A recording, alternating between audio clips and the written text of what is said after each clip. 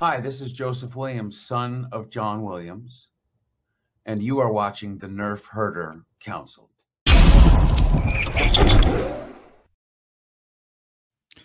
What is up, everybody, and welcome to my out of focus camera. Hey, there we go. How's everybody doing tonight? Apologies. Let me get everything going here. Sorry, this is quite a production when you're only one-man show. So apologies for being late to the stream, but we are live and we are good to go. And we have a special treat for you tonight. John is feeling under the weather, so I am doing this show solo tonight. And as a result, you know, you don't want to be having me pull a Cory Booker and trying to go on here just filibustering all night by myself. So I got something a little special going on here. We are going to be doing tonight a Lego live build of a fan-designed U-Wing, what do they call it? Starfighter, I guess. U-Wing Starfighter from famously the Rogue One movie and also appearing in Andor Season 2. So we've got our Lego set up here. Let me get through the usual show intro stuff.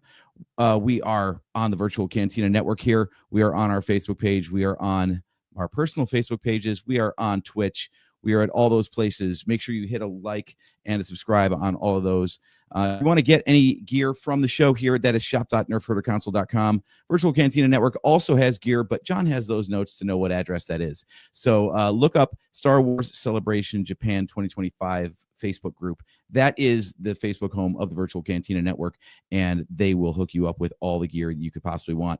I should say that in case there is any bad language tonight, without John here, there's probably going to be a little bit less than usual, but the views of the Nerf Herder Council do not necessarily represent those of the Virtual Cantina Network. So if there's any bad language or opinions you don't agree with, well, tough shit. I'm going to say what I want. So without further ado, we've done this before. We've done the Lego live builds before, and here's how it's going to work. We've got the instructions there in the lower left-hand corner for you. You've got my ugly mug up at the top here. In honor of Andor, I'm rocking the Perrin hairdo. So we've got that going on.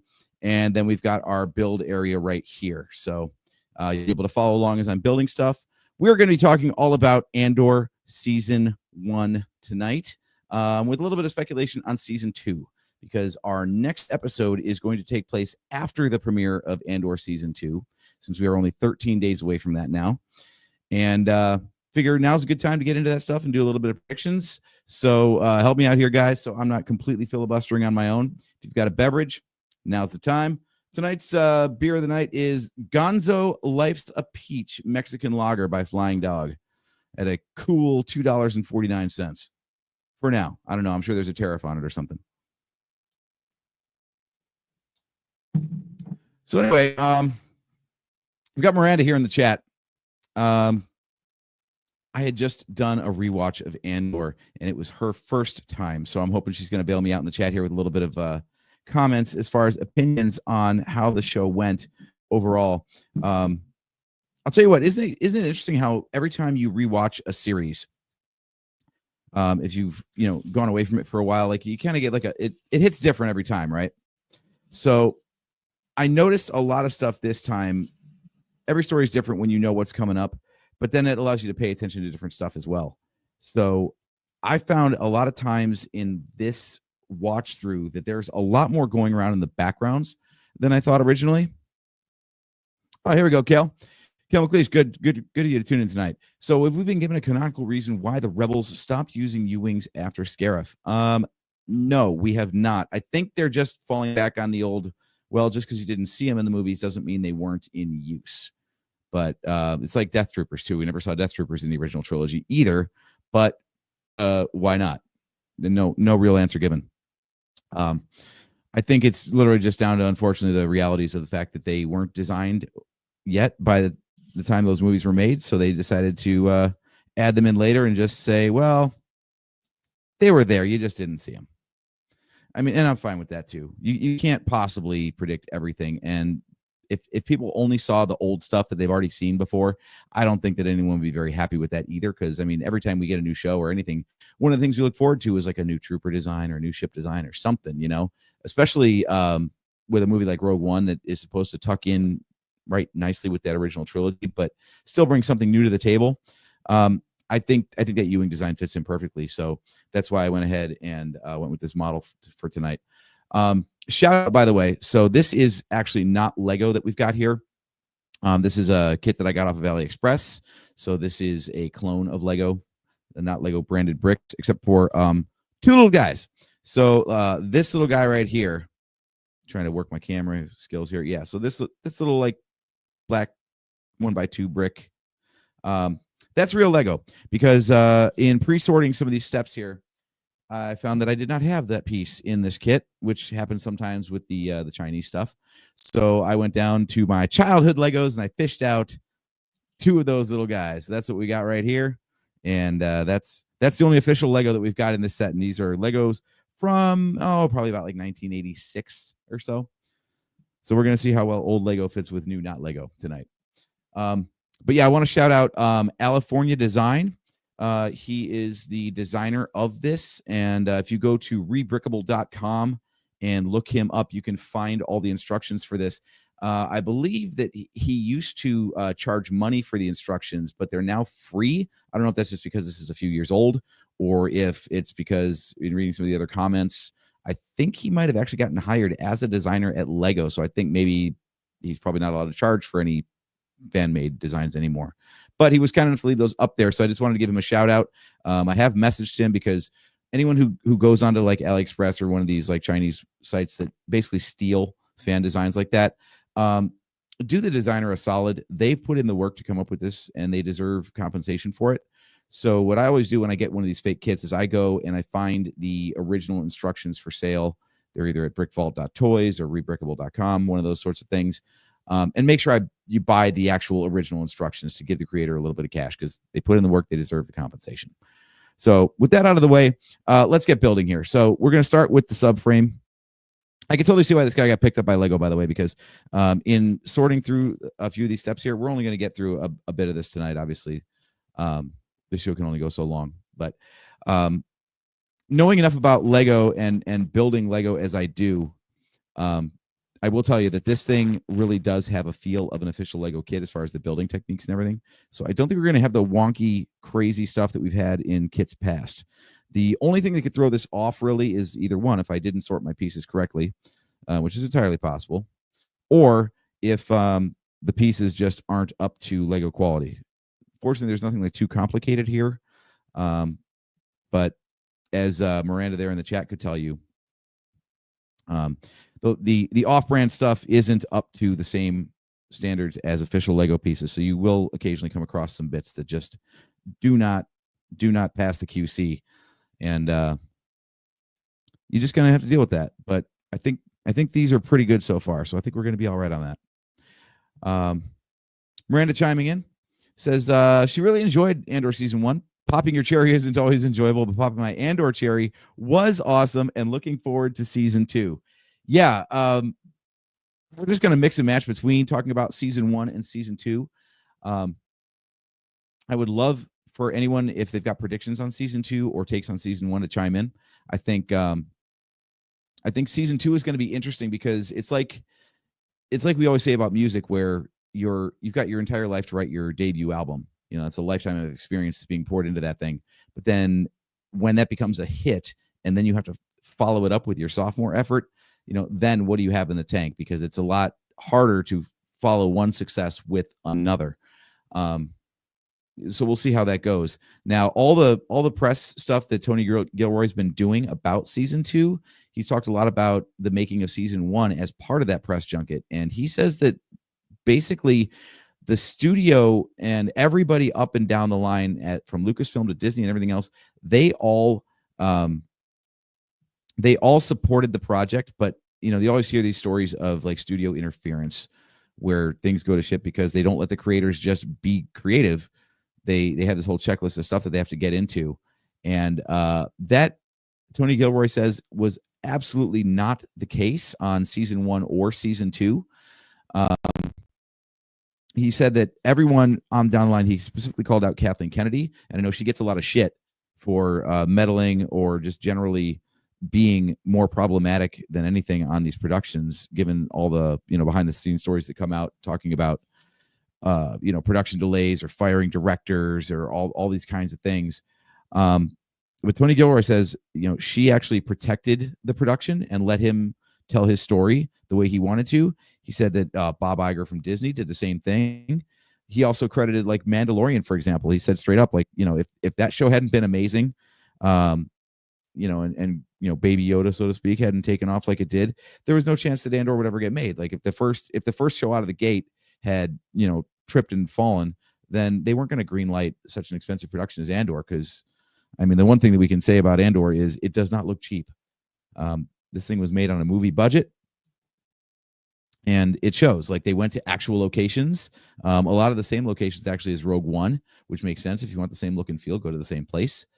And you could see that. And I really hope that this is a blueprint moving forward for Disney to actually recognize that if they spend the money and they let the creators be creative, then they could actually have a hit on their hands.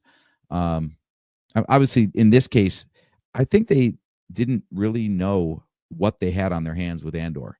I think it's just at that point when Andor came out, I think they were just throwing shit at the wall and seeing what would stick. No one really expected the show to be anywhere near as good as it was. Kel McLeish chiming in saying, though, I think the prison arc was my favorite bit of the show. Yeah. I think the prison arc was probably the best of all the season arcs that they went through. I just love the aesthetic of the thing. Like, the soundtrack was weird, but still Star Warsy enough. It had shades like THX 1138, so it was a callback to another George Lucas film prior. I think all of it was just inventive enough to be fresh, but not like so weird that you're like, well, this doesn't feel like Star Wars at all. So credit to that. I think the electrified floors were a fantastic way to like keep the prisoners in line, and it's just very like sci-fi kind of concept. Like a whole prison based around barefoot prisoners is just, it's something we haven't seen before, but it totally fits in too. So I think they did fantastic at that. I wonder what do you guys think about the look of Ferrix? Because obviously that was a pivotal setting in the whole show, and some of those wide shots, man. I don't know if they built like the entire city or at least like one major street, but if that architecture actually exists somewhere, holy crap, man! There's some weird parts of our planet. But I friggin' love Ferrix. I love the culture. I love the fact that they do the thing where, like, you're baked into a brick and then you're laid down in the street or into a building, so you become a part of the city. It just felt like a real place, like they really actually thought about the culture. And I always appreciate that, instead of like these monochromatic sort of cultures where, like, a classic example is like the Klingons in Star Trek, where, oh, well, they're just warriors. They're all warriors. Like, someone's got to build their ships. Someone's got to, cook their food and make art and music. And, there's more than just like one attribute that defines a culture. So just like the Mandalorian kind of explored that a little bit and showed that there were like different sides to Mandalorian culture, and Book of Boba Fett did the same with the Tuskens. I'm glad that Ferrix felt like a real place where real people lived and had different motivations, and just, it seems like a place you could actually go and meet actual people, instead of just like, well, I'm background character number 1 and my attribute is I'm a chicken shit, or I'm background character number 2 and I'm the funny one. Well, look at this here. We've got a guy trying to chime in here. Let's see how this goes. JT, how are you doing, man? I have no audio, man. Damn it. Well, we can hear jump in here for a quick second, and I have no audio. Let's see. My microphone did fall over the other day, though, so something might be I'm also broken. told that I have devices disconnected, but everything looks Can like it's still you going for hear me? I can hear you. All right, well then, fuck it. I'm Chat, help us jump out here and let's figure out what's going on here. Okay. Let's see. Yeah. Well, while John figures out his audio, someone just back me up and make sure that I actually have everything. Everything's on screen, and okay, I can be heard. Sweet. So whatever StreamYard was telling me about not being connected, I guess I am. So moving on. So let's talk about the pre-production of Andor, because one of the things that I think is interesting is you got to go back to Rogue One. For those of you who don't know, Rogue One actually is kind of a collaborative effort. Speaking of like the directorial problems with Disney Star Wars productions, so it wasn't just Tony Gilroy, the guy who did Andor.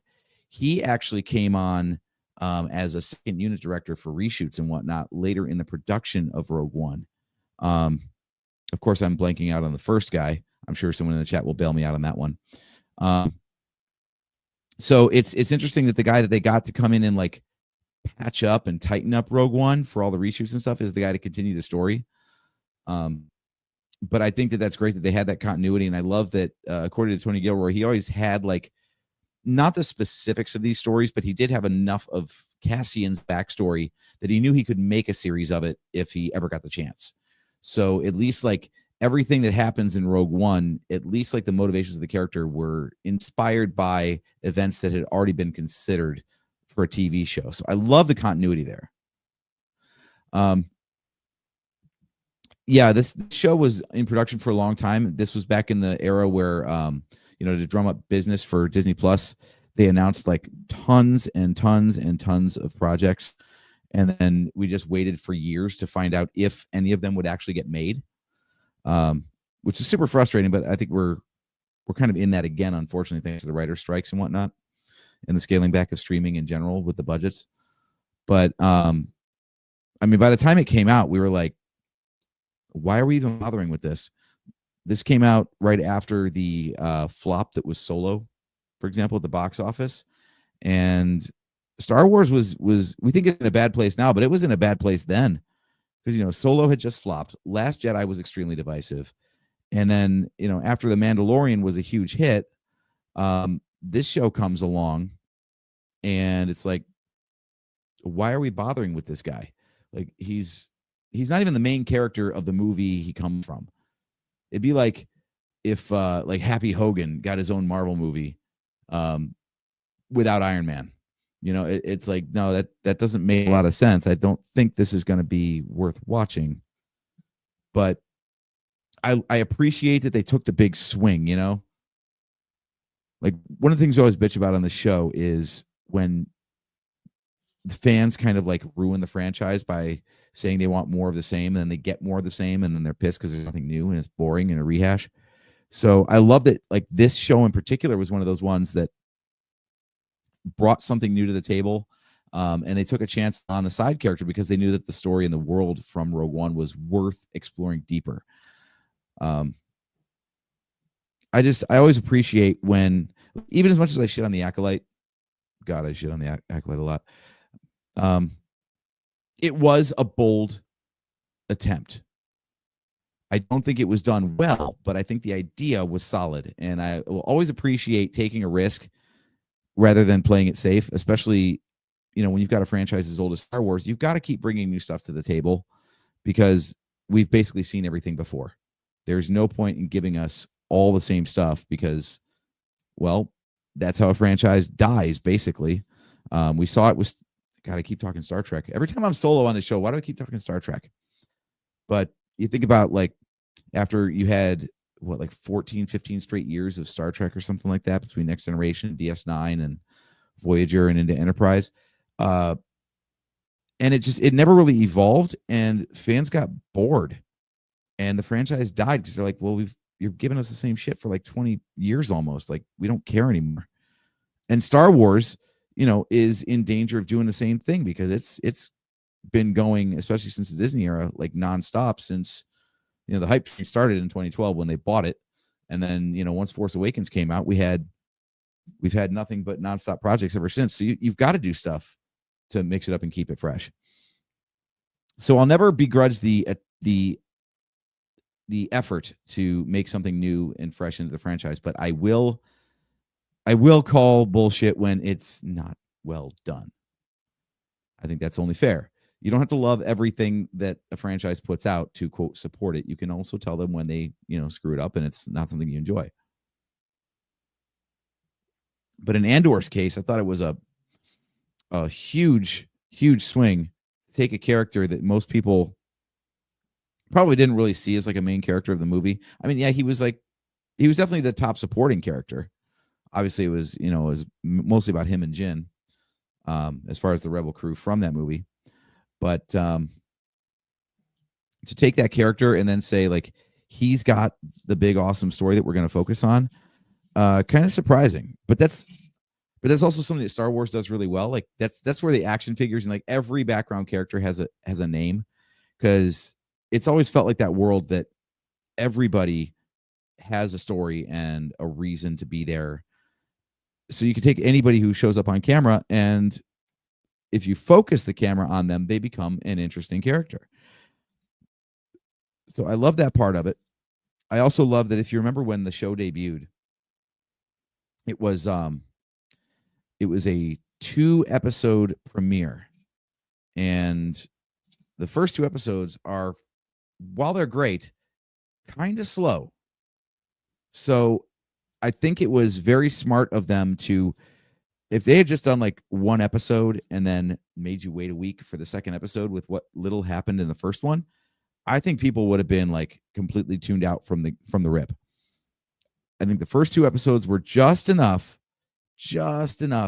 to give you enough meat on that bone to make you tune back in to see that 3rd episode, which is when things really start getting going. And that's when all the scenes from the trailer are included, where Andor meets Luthen Rail for the first time, and stuff starts going off. So I think it was a really smart rollout plan. And they also, of course, benefited from the fact that no one really expected anything from the show. So I think they got a longer leash, and more credit from the fan base, because when it came out and it was compelling, they were like, holy shit. We don't know how this happened, but we're glad it did. And it went on, of course, to like have increasing ratings throughout the weeks, which is always what they want to see. So the hype train started getting going, and then then now they're advertising like the season 2 trailer with Emmy Award winning or Emmy Award nominated, I forget what, but Star Wars pretty much, unless it's visual effects, never wins awards for much of anything. But Andor is a totally different kind of Star Wars, where like the characters, I think what it does really well, and I think this goes for most stuff, I think what it does well is that it's a show that without the trappings of Star Wars would still be compelling. I think every production needs to start from that basis. Like, 1, do we have a good story? And then 2, does it work in this franchise? Because I feel like so many times the most mediocre shit we get is when they're just like trying to write a Star Wars. Like that's, I feel like, I'm sorry, I'm going to use the Acolyte again, but I feel like that's a lot of what the Acolyte did, was it just threw in nonsense stuff that didn't actually matter to the story being told, because it was like just baiting the fan base, being like, oh, you remember this or remember that? Well, here it is. Here's some more of it. Like, we don't need that right now. We need a story and characters we care about. So Andor, starting off with showing us Narkina 5, I think was the name of the first planet. Anyway, wherever he stops into basically the red light district of the Star Wars universe, to try to find his apparently stripper sister. We still never heard anything about that, by the way. So that's still a little story thread that's out there if they want to pull on it for season 2.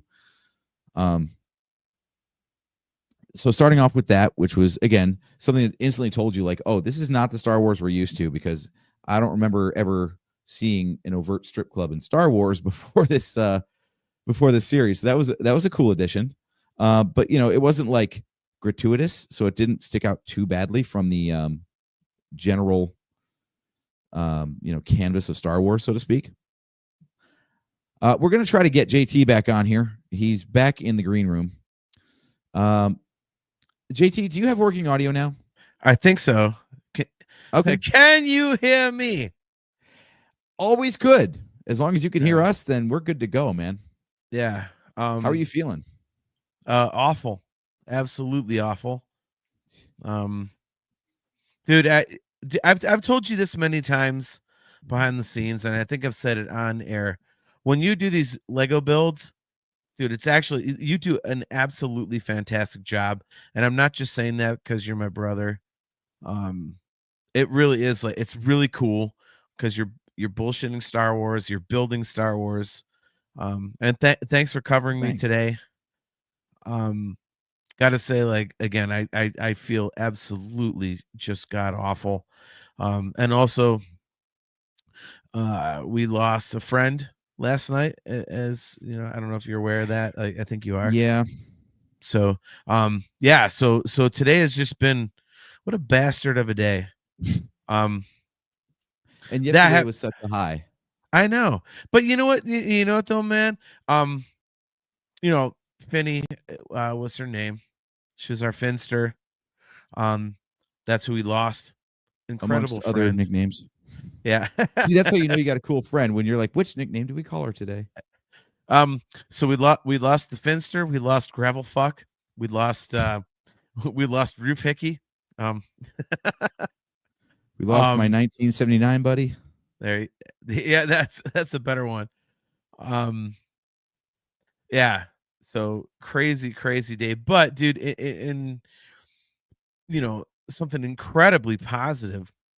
We've talked about him on this show. We've talked about him on definitely on talking into infinity. Our Wayne boy Mhm. celebrated his 4th birthday on Sunday, and we really thought he was going to be gone last week. And he's not, and he's doing great.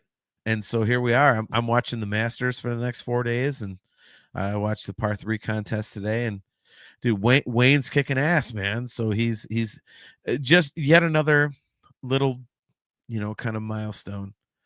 Yep. So Take the wins where you can, right? exactly. Yeah. So yeah. You know, it's you know, it sucks to lose Finney. Um, but it's awesome to have Wayne still around kicking ass, you know. And it's just beautiful, man. I've got the windows open down here, which I'm sure has not helped my ear infections and like flu-like symptoms. I don't know what the hell I have, um but yeah, the dogs are down here. Wayne's down here just chilling, and tomorrow morning at 7:30 a.m. we're gonna watch the uh, honorary starters ceremony at the Masters, which opens the officially opens the tournament. And it was something that you know, Dad and I, we never watched together, but we always talked about because it was, you know, something that it's 3 of the most legendary golfers. You know, they get up there and just hit a tee shot. So tomorrow morning is going to be, uh, you know, Gary Player, who is turning 90. I want to say Gary Player, Jack Nicklaus, who is a little bit older than our mom, and she's 82, and then Tom Watson, who I think is 80. So, and it's just 3 legendary golfers hitting a tee shot, and all the players in the tournament show up for it. And you know, they just watch these guys that, you know, helped make the sport as gentlemanly as it is. Why You know, we do 3? that. 4, 2 or 4 is like the typical golf number. Because the first 2 rounds of the Masters is always groups of 3. Saturday and Sunday are groups of 2. But yeah, the opening 2 rounds are groups of 3. So Huh. yeah. But yeah, so I mean, I'm gonna jump off here because I'm again, dude. When you do these episodes, man, like it's so much fun, and you do such an excellent job, and I don't want to take away from it, and I feel like shit, and I won't have anything to add. But Yeah, yeah, I mean, at least give us any thoughts you had on rewatching Andor. oh, dude, it was um it was great when I first watched it, and it's been so much better when I rewatched it. It's just it I think we said this on the show before. It's such a unique addition to the canon because it, you know, every other show is just action, action, action, action. And this one is one of those just character driven, just slow burn types of things. And I mean, Marva alone is just, a beautiful character. And when, she finally goes, and then, there's that video that plays or whatever, and everyone revolts because I mean it's awesome, dude. It's and you've said it so many times off air, like it is just an incredible compliment to Rogue One. So really looking forward to season 2 here next week. Yeah, it's just a fantastic show. 2 weeks, sorry. 2 weeks. Yeah, Sorry. it's April 22nd. Right? Do I have that right? I think so. Who the hell am I to say anything? I'm sicker than a dog right now. Hey, Kale, thanks for the good wishes, something, man. given what your dog's going through. Yeah, right. Right. Yeah, no, just a great Yeah, show. that's the worst joke I've ever made on the show, by the way. I just made a joke about dog cancer with a dog who has cancer. I wasn't going to follow up on that, and you just did it. I think the worst I part feel is awful for having said that. Yeah. Yeah, and I glossed over it to cover you, and instead you just doubled down. That's why you're the co-host and I'm the host. I'll call me out on my own bullshit. It's okay. All right, fucker, just build Legos. All right. Yeah, no. Rest up, man. If you want to hang out in the chat, that'd be awesome. But yeah, man. Dude. No, it's Andor season 2. I know it takes a lot for you to bow out of a show. Yeah, this might be a first. Actually, have you ever called off sick from the show before? Maybe once. I know I've done it only one time with Talking Into Infinity, and that show's been around way less than we have. Just feeling like ass. Look fucking Joseph Red. I love you, man. Purgle Puncher returns. Look at this idiot. I love you. Yeah, man. what's left of them? Yeah, right. Hey, clearly you're decked out for Masters Week, though. I see the Titleist hat. You got, your green T-shirt on. Yep, there you go. Dude, that's sweet. Dude, it's my week, and I'm gonna relax. And yeah, dude. Again, guys, thank you very much for tuning in tonight. Sorry I'm not here. You've got the Virtual Cantina Network plugs memorized, though. You want to talk about where they can get Virtual Cantina Network swag? Because I don't know what that address is. It's tpublic.com/user. tpublic.com/user/virtual-cantina for awesome Virtual Cantina Network. And the Virtual Cantina guys, all of our admins are actually in Japan. I don't know if they're there now, but within a few days, they will be in Japan at Star Wars Celebration Japan. And AJ, let's talk about one thing real quick before I go. Sure. We are a week away from the official announcement of the next Star Wars Celebration, which will be, as we know, because we have certain hookups and also we can tell time. 2027 will be the 50th anniversary of Star Wars, and that will be the next Star Wars Celebration, and we will know the location and the dates in like I say, week and a half. We know it's either going to be Orlando or Anaheim, and you and I are obviously like loudly rooting for Orlando, because fuck California. It'd be a nice homecoming. It'd be what, our third or fourth celebration in Orlando? Fourth. Nice. Fourth. Yeah. So so we're hoping for Orlando, but yeah. So a week from Monday or Tuesday, we are going to know, or 2 weeks, whatever the hell it is. I can't tell time. I'm so fucked yeah, up you were on just music. bragging about us telling time. I'm like, Yeah, boy, that's a bold proclamation there, buddy. I am so wrecked on Mucinex and allergy medicines and all kinds of things. Yeah, we are going to know, let's just say in 2 weeks, where we are going to be in 2027 to celebrate the 50th anniversary of Star Wars. And I'm going on record right now. I want this public. I want this live. I don't care what the fuck it costs, AJ. We are going to those panels, that opening panel. I don't care what the hell we have to pay. You and I are going to be there because Is it the year of the Jedi Master Pass for you? No, we're just going to pay whatever. I don't give a shit about that. I just want to pay whatever. Dude, you and I are finally in a financial position. We have worked our asses off to where we can go, you know what? If we want to give somebody $5,000 to sit front row center for that panel, let's go. Because we all know how I feel about the 40th anniversary panel and where I was and the fit that I threw and how much regret that I have. And that's not happening again. So you and I are going to, spend stupid money to go to that panel front row. Let me correct myself earlier. We really can't afford it, but yeah. I say I don't know where we're you're gonna getting do it $5,000 from, but I got other plans. Yeah, we're gonna do it anyway. So we'll find a way.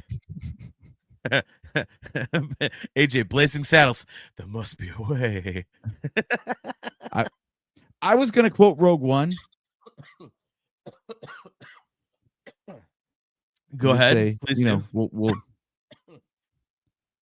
We'll find a way. I mean, that's actually a Jyn Erso quote. So I thought you were like dovetailing nicely back into the Andor talk, but no, hey, you want Blazing Saddles? That's fine.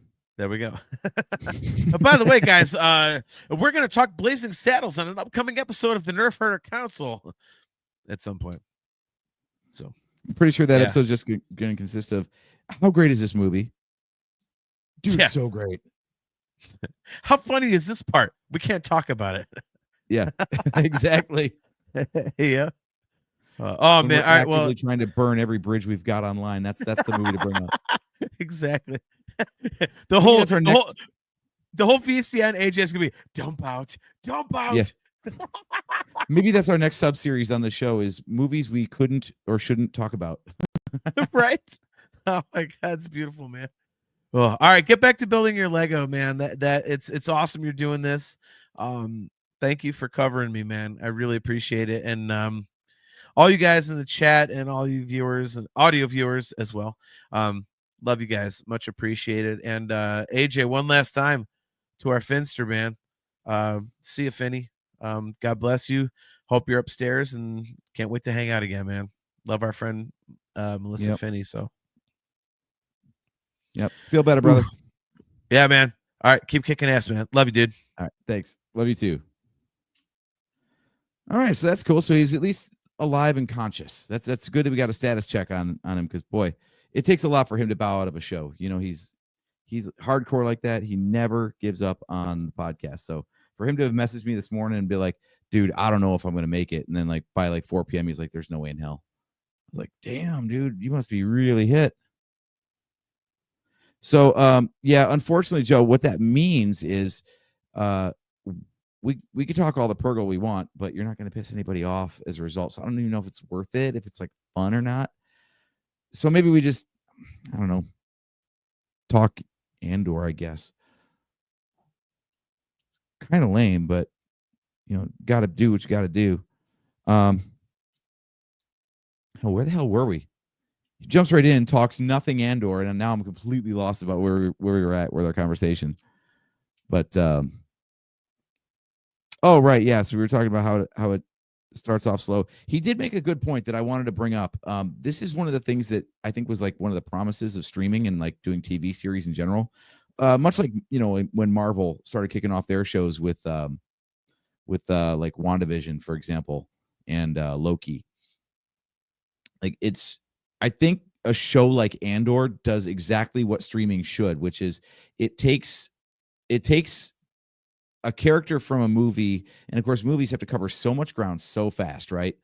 That you don't have time to actually like breathe and learn about these characters because you're so focused on moving the plot forward for this 2.5 hour or 2 hour runtime that you just like blink and you miss it, and these moments just go by so fast.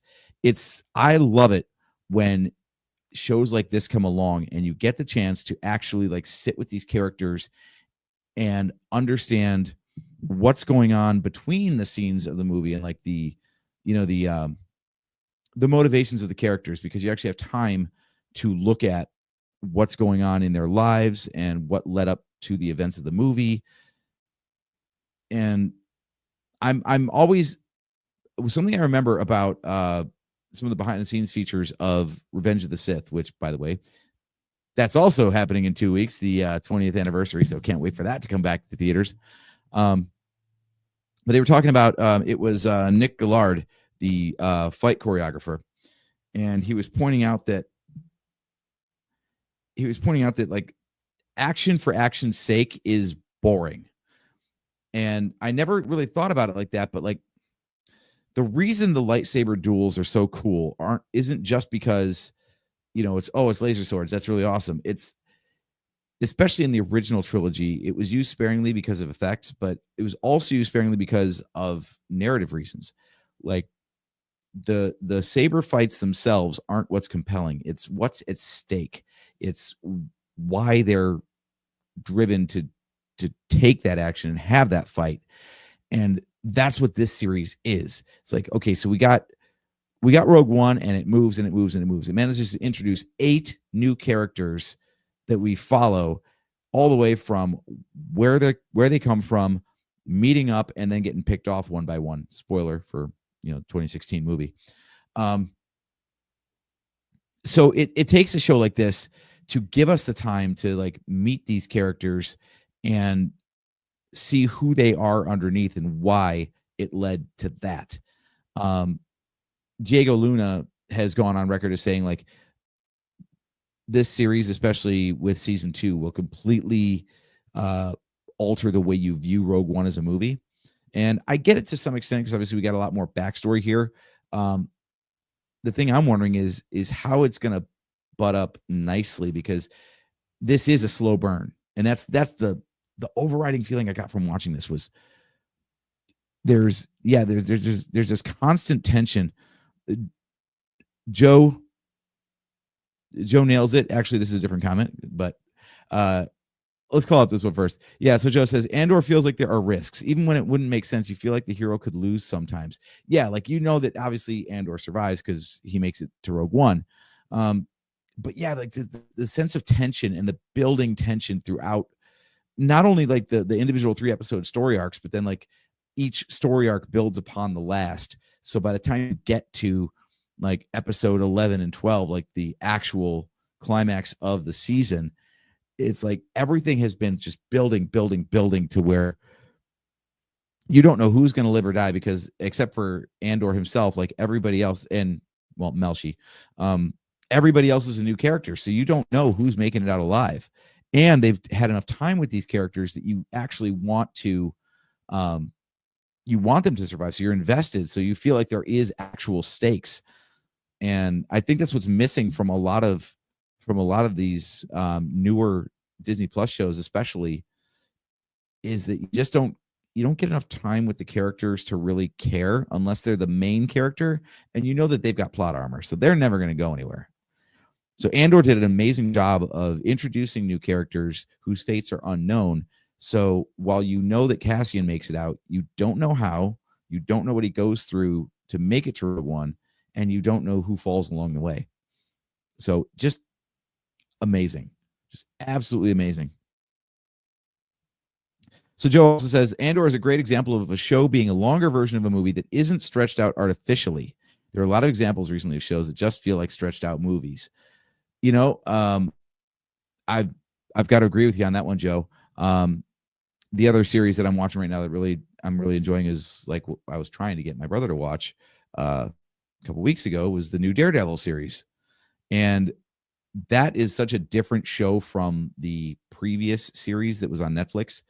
that's an example where I love all 3 seasons. Don't get me wrong, but it definitely feels like they had an episode count and they could have gotten to stuff faster, but they had an episode count. So it's, you talk about another slow burn, but in this case, I love the story arc format where like every 3 episodes, it's another plot line. So it's like a mini movie essentially. You know, like every 3 episodes, it's its own satisfying chapter from start to finish. My camera will go back into focus in a second. You don't really want to look at me anyway, guys, so don't worry about it. But yeah, I'm a little conflicted though about the release schedule for Andor season 2, because I get that they're doing 3 episodes, equal basically like 1 year of in-universe history. So you get like the entire chunk and it's its own little self-contained chapter like I was talking about. But you know, part of the fun of the first season was you did get a slow burn. Like you got the intro and then you got act 2 and you got act 3 in 3-week segments, so you could like live with it and, you know, speculate and talk about it before the next one came out. And with this 3 episodes at a time format that they're going to do, one, I'm going to be going crazy because I'm not going to fall behind. The internet has way too many spoilers out there. Got to watch it when it comes out or else it's going to be wrecked. So you got that problem. And then also you don't get to like live with the story. The best you could do is maybe like space out the episodes by like a day or 2.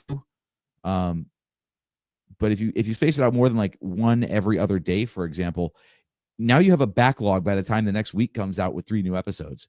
So it's, I feel like season 2 is going to go by way too quickly, and it's not going to hit as hard because we're not going to have as much time to live with the stories and the characters. Because you got that instant gratification.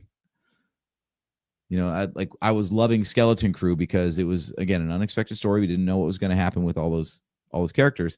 And it was agonizing in a good way that, you know, the episode would end and you'd be like, oh my God, I want to see what happens next, but I can't.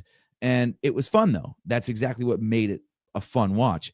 And I feel like getting all 3 episodes of a particular plot line simultaneously just pretty much means it's a movie of the week. And I don't think that does, I guess, justice to Andor. So I think it deserves time to breathe. Now, speaking of that 3 episode format and the announcement that this is going to cover like all the remaining time between Andor season 1 and Rogue One, a lot of people, myself included, thought that was actually, you know, typical cost cutting by streamers now because they're realizing that the return on investment just isn't really there. Turns out, no, that's not the case. Again, Tony Gilroy, thank you for doing all the interviews you've been doing lately. But he said that basically learning from season 1, it's a huge production. It takes a long ass time, and the logistics of trying to do 5 total seasons, because the original plan was to do 1 full like 12 episode season per year. So you'd have 5 seasons of 12 episodes each. And the first season taught him that basically it's just not feasible, and it frankly wasn't something he wanted to do. Like it would just dominate his life for so long. And I get that kind of, you know, like you hear about these long productions or like things like The Matrix or Lord of the Rings where they film stuff simultaneously. And even, you know, George Lucas himself said that like one of the things that kept him from doing the prequels for so long wasn't just technology, but it was also the fact that he knew that once he was into it from his experience on the original trilogy, you know, he started drafting ideas for the original trilogy in like 1974. And that didn't end until like 1982 when Return of the Jedi came out. So it's like 8 years of your life gone by. It's a huge commitment. So I totally get, like, with pre-production on the series in general, my camera is just sucking tonight. I'll tell you why though. It's because this camera here, there we go. It's that one. This camera, giant finger. Anyway, it's just out of the shot here, like just barely. So I think the depth sensor on my main camera is getting thrown off by the secondary camera being in the shot but cropped out. I actually zoomed in my shot so it wouldn't show up in the frame. Again, the joys of producing a Lego live build. But yeah, I could totally see him looking at like all the work that it took for just one season and being like, you know what, I don't want to do that 4 more times. That is way too much. So now I understand why on long running productions that do go like 5 to 7 years, it's a rotating cast behind the scenes, because God, the burnout's got to be so real on that, you know?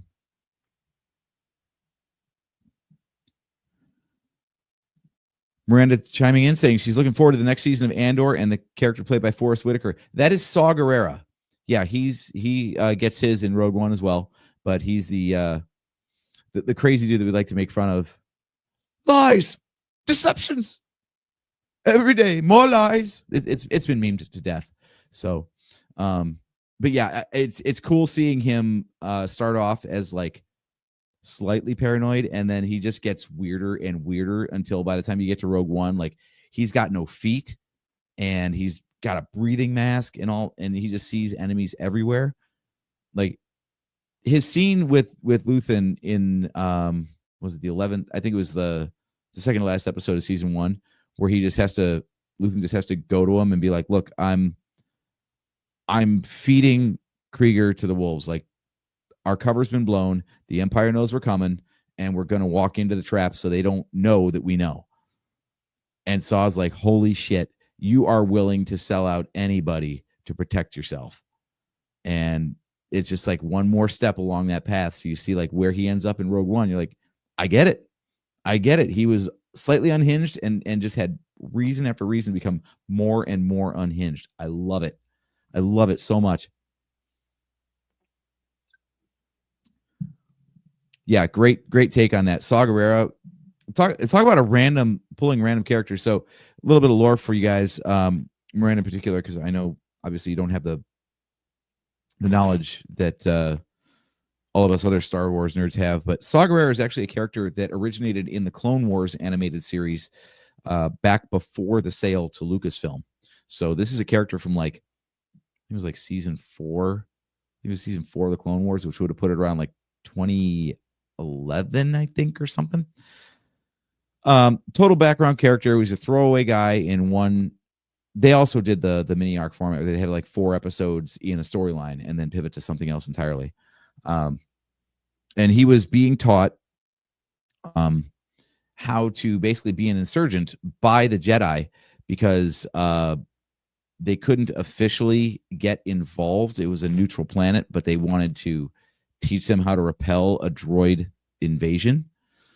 So he was actually taught. His backstory was he learned to fight alongside the Jedi at an early age, and he was actually second in command of this little cabal, and his sister was the one who was in charge, and his sister actually dies as a result of the fighting in the story arc. So that kind of radicalized him right there. Like, you know, he's already lost the person dearest to him in his life to the conflict, and then he just stayed in the conflict after that. You know, the proper names changed, but the war never ended for him, so to speak.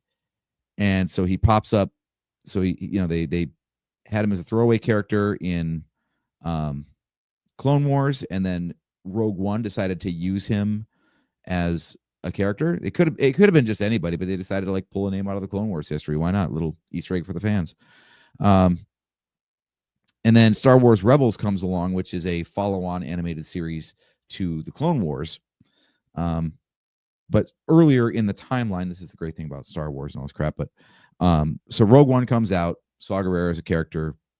Movie's popular, huge hit. So then there's this animated series called Star Wars Rebels going on, that it takes place in the same time period as Rogue One, just in the years, in actually about the same 5 years leading up to the events of Episode 4, New Hope. So they actually have an episode with Saw Gerrera in that, where you see him much older, because that time period would put it about 15 to 16 years beyond the Clone Wars. And now he's starting to look like the character you saw in Rogue One, but not broken, not quite crazy yet, but already has the reputation of being on the rebels' side, but taking measures that people don't like him. He's too much a loose cannon. He's too willing to sacrifice people for the cause, to where people just openly question, like, are you as bad or worse than the Empire based on the things you're willing to do? So he's already ostracized by, his own side, basically. And then obviously you get Rogue One, where you see his final fate, and then now we've got 2 seasons of Andor where we get to see him even further along that path. I love the way they fill in those gaps. It just feels so organic to get all those chapters, and I actually like it being slightly out of order, because it's got to be fun for Forrest Whitaker to play that and be like, okay, we got to walk the clock back on this character, so let's dial back these personality traits, let's dial up these personality traits. I mean, it's got to be so much fun. So that's the complete history of Saw Gerrera for anyone who didn't know. Miranda also says I think Dedra played her character really well, and interested in how she will show up in season 2, or if she got scared. She really did get the piss scared out of her in that attack on Ferrix, didn't she? Sorry, I'm stalling here on the Lego thing. 1, because I only sorted so many pieces, and 2, because I'm not really sure what on this step where this stuff is supposed to align. This section right here is giving me pause. I think I know where it lines up, but we're gonna try it. I think it goes right here behind everything else. If it doesn't, oh well, we'll just have to peel it off. Rookie mistake, by the way. I don't actually have a part separator with me, so I have to use all sorts of other caveman tactics to get any of these pieces off if I put them in the wrong spot. But it seems to fit best there, so I think that's what we're going for. But yeah, Dedra definitely, I don't think she was prepared for any of that crap on Ferrix, which was awesome to see. Like, she's like so in control, but then when the shit really hits the fan, like, she has no idea what to do with it, because she's always used to being in control of the environment, and then everything just goes to shit, and she's like, I don't know what the hell to do. By the way, did anyone else think that she was gonna kiss Cyril when he pulled her to safety, and they were like super close? Like, it was shot like a kissing frame, right? I'd be curious to get your take on that. Personally, I'm glad they didn't do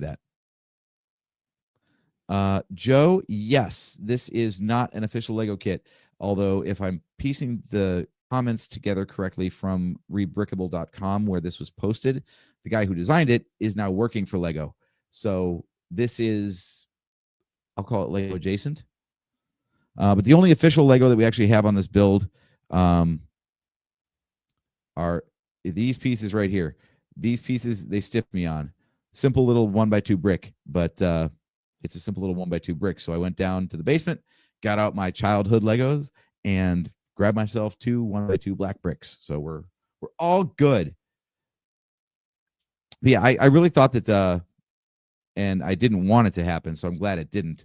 But I really was afraid that they were going to go that route of having Dedra actually kiss him in the moment or something. And God, that would have undermined her character so much, right? Like, I'm so glad they didn't do that. But she's another one. Like, that is one of those amazing bits of the show where Dedra is clearly evil, especially once you get to the interrogation scene, Bix. And yet, when she's in scenes with other Imperials, you kind of find yourself rooting for her a little bit, right? Like, we follow her so much, you get invested in her story, even though she's the bad guy.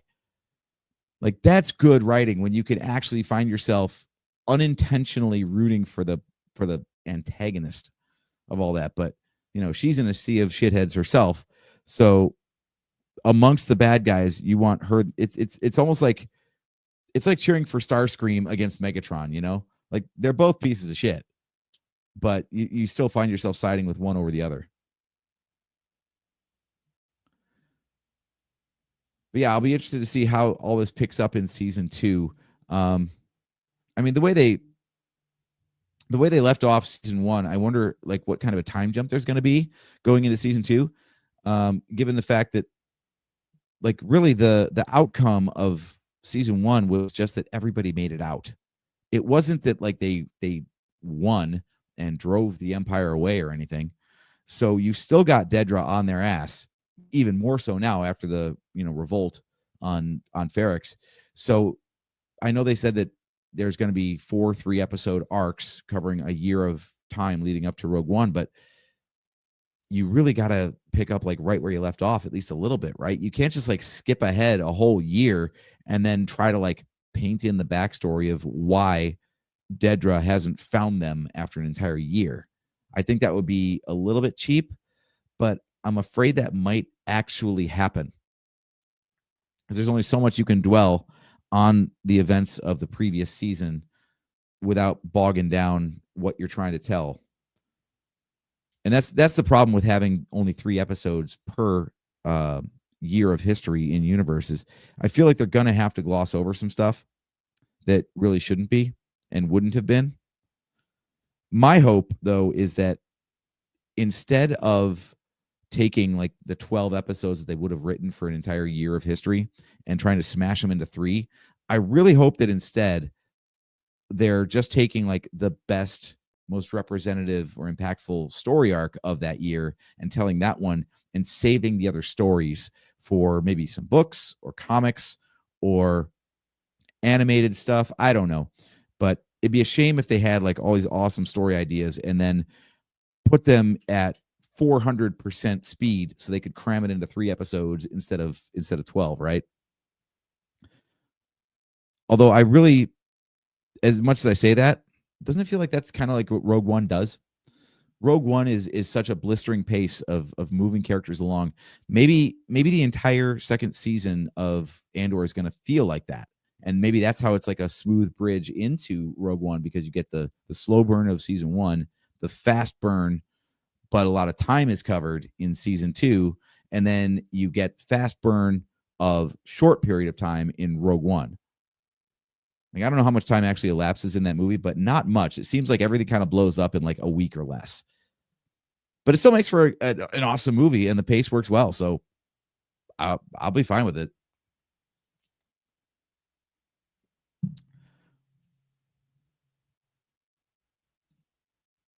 All right, Miranda, you're going to have to clue me in on this one, because she says, every time I see Cyril, I think of this weird character in a kid's show called Lazy Town.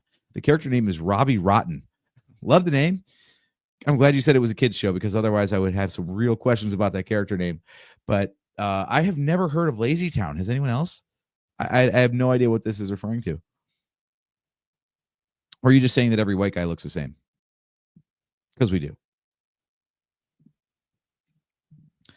Discuss Metal Joe. How pissed are you going to be if one of those episodes is just Andor making dinner and doing chores, like Obi-Wan in the desert, living his driest life? Oh, God. You're going to get me on Kenobi now? Really? So that you're talking about earlier, how sometimes a show can feel like inflated, like to reach its episode count. Kenobi is a perfect example of that. Holy crap. It was only 6 episodes, and it was still like, this was meant to be a movie. Like they dragged this shit out. I'm sorry. I know my brother loves Kenobi, and a lot of people do. Like that's one of the things that I love about what Disney has done with the streaming shows, is that they are all different like styles. So if you want, light, I'll call it light fare as far as like the writing and fan service, you've got Kenobi. So you get, your episode 3 actors back, and you do flashback scenes where they try to look like they're not 25 years older. But sorry, Hayden, we don't believe you as teenage Anakin when you're in your 40s. No slight to how you look now, but I'm 45 and I sure as hell can't play 19. So it just is what it is. They could have done better with the makeup, the digital de-aging, and better wig too. Boy, Obi-Wan's episode 2 mullet sure didn't look good in that flashback. But hey, it is what it is.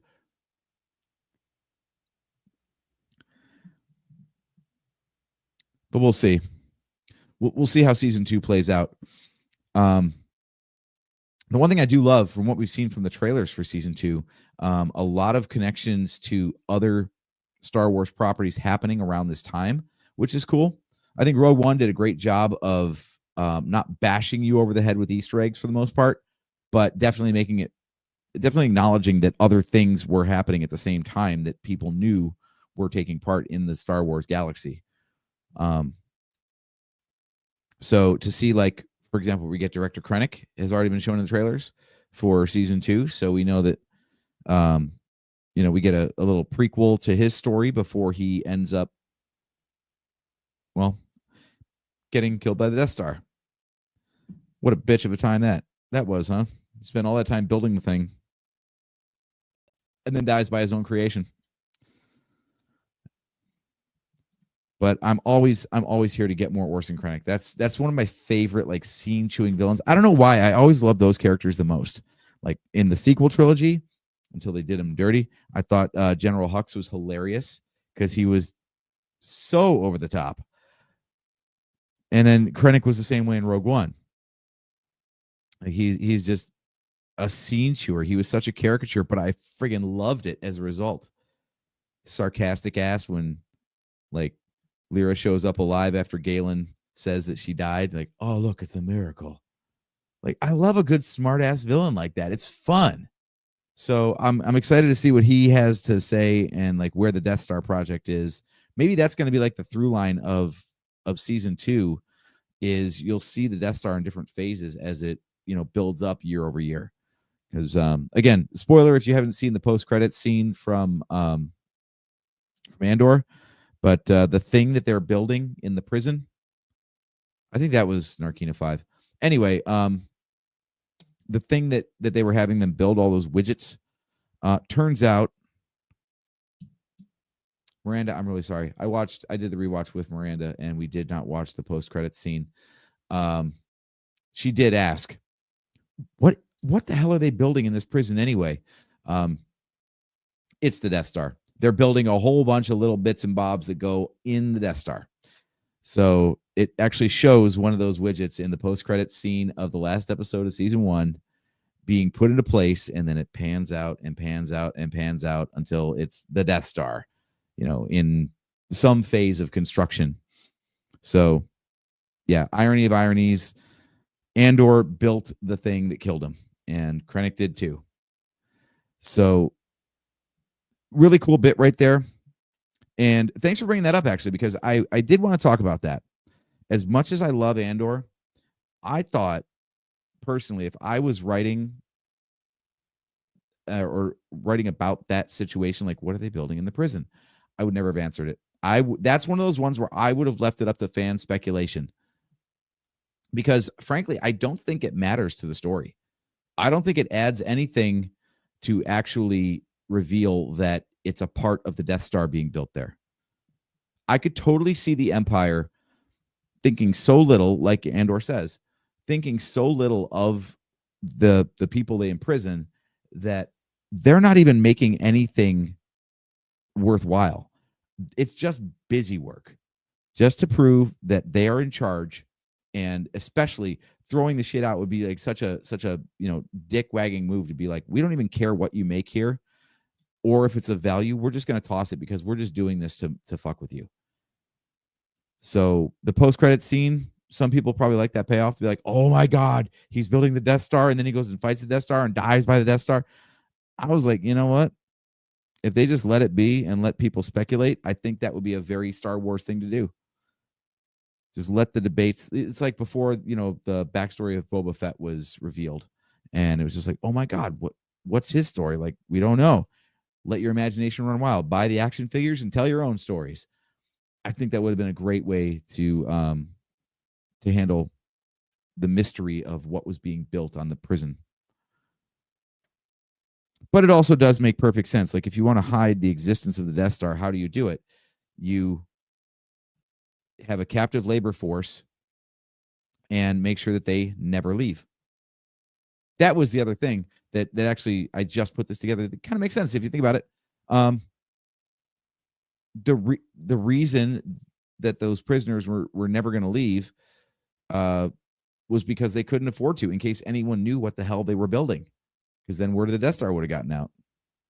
I don't think anyone in the prison had any clue what they were building, but I mean, that could have been a part to anything. Maybe it went in a Star Destroyer for all they knew, or maybe it went to nothing. Maybe it was another part of the prison that they were building. But I in my head canon now, the reason that they didn't let anybody out wasn't just because the Empire are dicks. It was to protect the secret of what was being built. There we go. I just made the show better. Go me.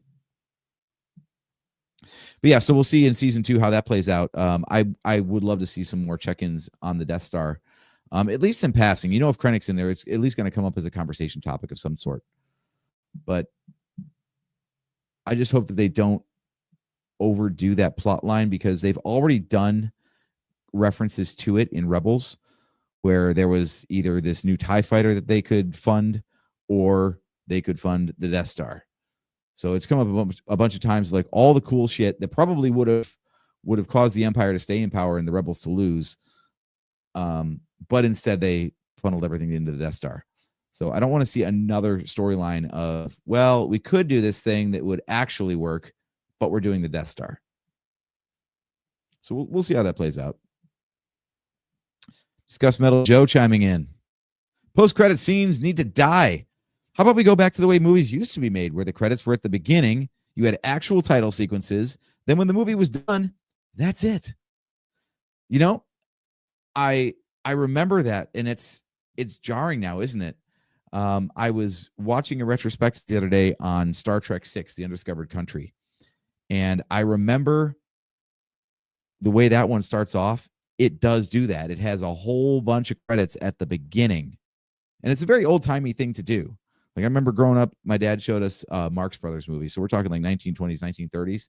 And that is exactly the way they used to do it. They used to front load the credits, and then the end credits were like one screen for like a second credit to the actors again. But like everybody, the director and the crew and everybody got their shout outs at the beginning, and then movie was done, and that was it. With the size of productions these days, you couldn't do that, obviously.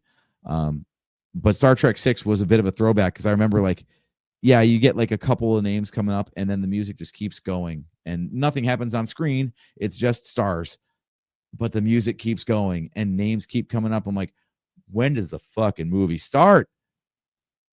And then, of course, it does with a massive explosion. So good on that. Fun trivia facts, by the way, for those of you who don't know, all the good-looking special effects in Star Trek movies were done by Industrial Light and Magic. And the one movie that they didn't work on was Star Trek V, and that's why that one looks like ass. And then, fun fact, the explosion that they made for the beginning of Star Trek VI has been reused a bunch of times over, including the Star Wars A New Hope Special Edition. So the explosion of a planet that they did for Star Trek VI in 1991, I think it was, or 1989. I'm not sure. No, 89 was Final Frontier. So Star Trek VI was 2 years later. It was 1991. Anyway, so they did this effect in 1991 of a planet blowing up, and then they used that exact same effect to add to the explosion of the Death Star in the special edition of A New Hope. So if you like that big old ring that blows out from the equator of the Death Star in the special edition, you can thank Star Trek VI for that. That's when Industrial Light and Magic first did the effect. Sorry, I know we make jokes about not hawking Trek on this show, but there are so many threads between those two franchises. You just can't help but reference it. Industrial Light and Magic is all up in those Star Trek movies. So even if you don't like Star Trek as a franchise, the only reason it looks pretty on the big screen is because they got the best effects studio there is to do all the effects for most of the movies. And when they didn't, it looked like ass. All right, so here we go. Nick Hall, thank you. Getting my back. They are both great franchises. Sci-fi is just neat. It really is. total diversion, but Discuss Metal Joe turned me onto a show called Red Dwarf. I know this is not a new show at all, but I had never heard of it, and he insisted I watch it. Not my jam. I will be entirely honest, and I was honest with him. But talking about how like everyone's got their own preference in sci-fi, I can see why it has a following. If you like dry British sitcoms, then go for it. They're hit or miss for me, but this thing's got like, Joe, bail me out in the chat here. I want to say 12 what they call series in Britain, seasons. But yeah, that's the great thing about sci-fi is there's so much of it that you don't have to be so tribal about it. Like, oh, I love Star Wars, so I gotta hate Star Trek. No, you don't. Not at all. And you know, the people who make Star Wars and Star Trek also love both franchises. There's so much crossover between actors and producers and stuff like that. Like, forget it. Oh, okay. Discuss Metal Joe says there's 13 series of Red Dwarf now, one of which is a movie. So there you go. So if you get into it, at least there's a hell of a back catalog. I guess it'd be kind of like if you got into Doctor Who for the first time now. I don't know how many seasons of that there are, but good God.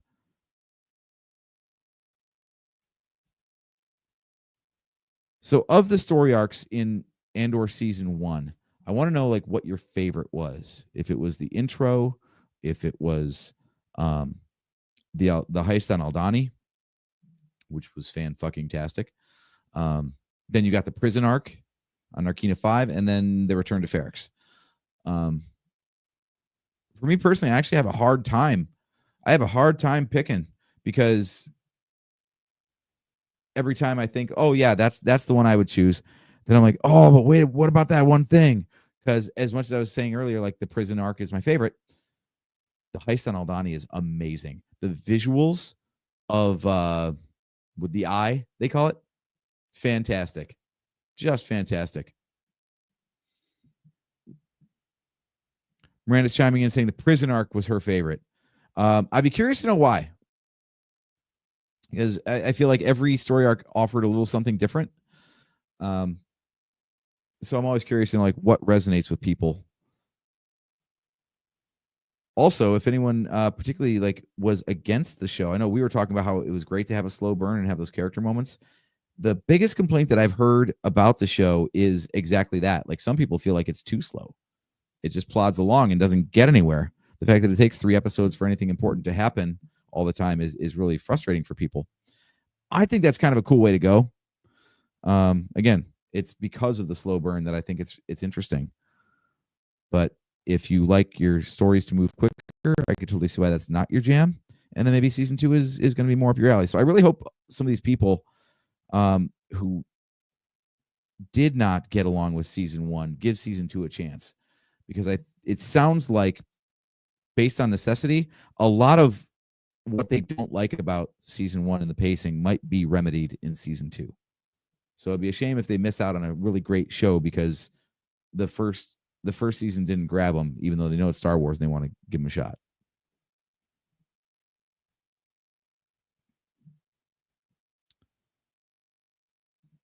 Discuss Metal Joe chiming in says the moment in Andor where the fighting starts and the focus of the camera shifts to the Empire and trying to control the situation, that is the best moment in the series and my favorite.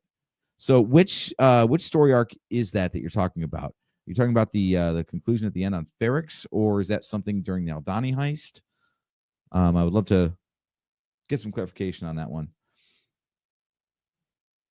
So this is a cool way to build the radiators at the back of the ship. So what we're doing here is you see in like steps 33 and 34, we're building up these vertical fins, which are notoriously difficult to represent in Lego. But this is a fun little bit of building on the sides. Now it's very fiddly. This is what you get that you wouldn't get from a standard Lego kit. Is like there's certain durability standards and ease of build that Lego has that, you know, fan designs aren't bound by. So you might get like some really awesome extra detail, but you do also pay the price in fiddliness. I think what's going on here with mine being all crooked and crappy, you see this note here where it talks about the sub builds I don't have a zoom on here. So step 34 has a little bit of text here. It says 2 sub builds use the skinny modified plate. Those go on the sides. You can use standard modified plates, but they will be very tight. Yeah, so I think these aren't lining up because there's probably like a thinner version that wouldn't interfere with other pieces. So I'm going to do my best to just kind of like fudge it, try to straighten these things out as best I can, but I don't think I'll be able to get these to sit quite flush like they want. Oh, there we go. Discuss Metal Joe chiming back in saying episode 3, Reckoning. Okay, so you're talking about on Ferrix when corporate security moves in for the first time. And it all goes to pot. Yeah, that was really cool. I love the way, first of all, they friggin' panicked, and then they thought there was like this whole coordinated effort when it was just like 2 guys making it up as they went and totally like outsmarting corporate security. I also loved, as part of that though, I love that. Well, what's his nuts? The asshole who ratted on Cassian, got his, just running down the steps and shot dead. I think he deserved it. He was not a nice man, so he deserves what he got. I want to call him Tim. I think his name was Tim or something. I don't know. But yeah, I mean, he was getting all like pissy and jealous about Andor and Bix, even though there was nothing going on there. So he kind of deserved it. He deserved what he got. It's fine. But what a great way to really like show the stakes that like when the Empire shows up, there will be a body count.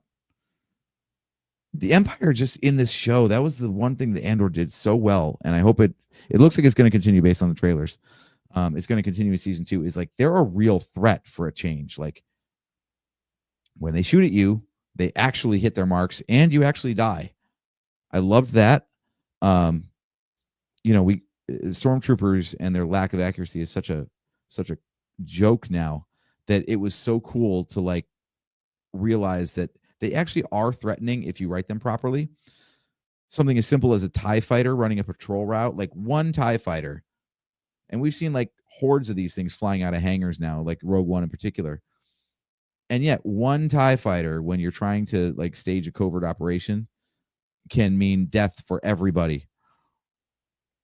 And they needed to get back to that, because the one problem with any sort of storytelling like this, when you have like the same villain over and over again, is they have to keep losing, and then the threat is gone.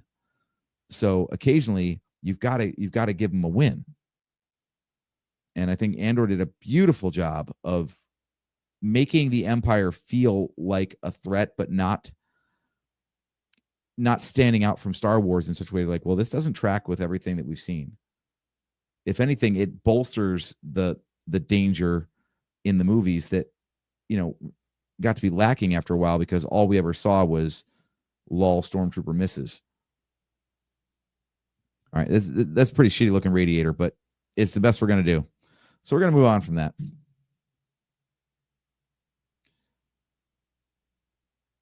But yeah, I think that was a fantastic introduction to both Luthen and the hierarchy of corporate security in the Empire, when the Empire just moves in after corporate security just botches everything and says, well, not your problem anymore. You suck at your job, so we're doing it for you.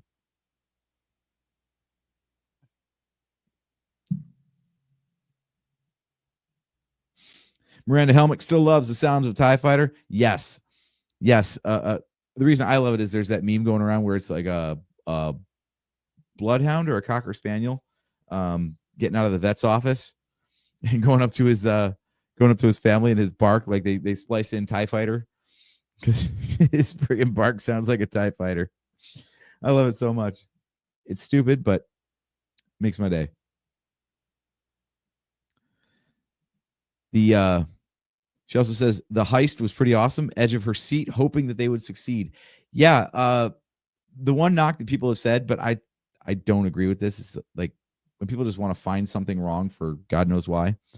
They're like, really, like all this high-tech stuff that they've got in the Star Wars universe, and they're still using like gold bricks. Like, what are they actually like handing gold bricks to people for their paychecks. Like, I don't care. It was a cool visual. It looked awesome, and it was friggin' tragic when Nemec got crushed by the sled. That, like, talk about like just like a visceral, like everybody in the audience felt that one, right? So I thought that was incredibly well done. And not knowing, who was going to make it out of that. So they really did dial up the stakes and make you feel like everybody had a chance of not making it out. So yeah, massive credit to that one. I do feel like, kind of deliberately, but the buildup felt like it went on a little too long for my taste, but that is the format, is 2 episodes of setup and then the payoff. It just felt like there was not enough development happening at the rebel camp to explain why it took 2 episodes to get to the heist. I don't know what they could have done instead, but it was interesting to say the least. Now, question for you guys, because it's not made clear in the show. Do you think that Cinta, actually killed the Imperial family? Because it's never shown or spoken of again, but she was the one watching the family and holding them hostage. And then when she walks out of the base later, after everybody else makes their escape, she's got tears in her eyes. So I'd be curious to know, like, do you think she did the deed, or do you think she couldn't do the deed? I mean, I love that we've asked that question, because any other Star Wars show to date, you'd be like, of course she didn't. She's a good guy. She's not just gonna like kill a child and like, she's not gonna kill parents in front of their children or children in front of their parents or anything. She's a good guy. I don't know in this show. I think it's probably 50-50, honestly.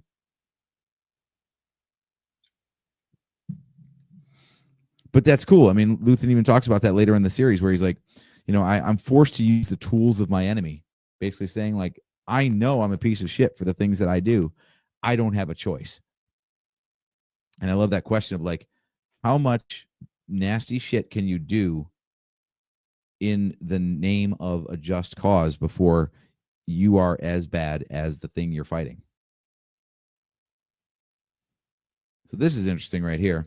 What we're doing here is building a middle fin to slot in between the one that I already have. This is a clever build technique here. So these clips are like all over Lego, right? Like, it's a very common piece to have this little like clip off of a plate. Tiles actually do fit in there just fine. In fact, Lego themselves have used this technique on occasion. It's uncommon, but they do use it from time to time. So I think this is pretty clever. Now the question is, how the hell do I get this thing slotted in here? It's catching because nothing's quite lined up the way it should be. Yeah, see, I think I'm going to have some trouble with this one. Because this clip is counting on some room between the existing fins, and because I'm using thicker ones than what they want, I don't know if I've got the clearance. So we're going to try something else here. This is where building fan kits can get a little fiddly. I'm going to try clipping in this thing first,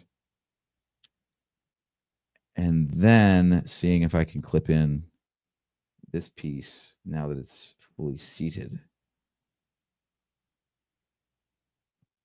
I don't know how much success I'm going to have here.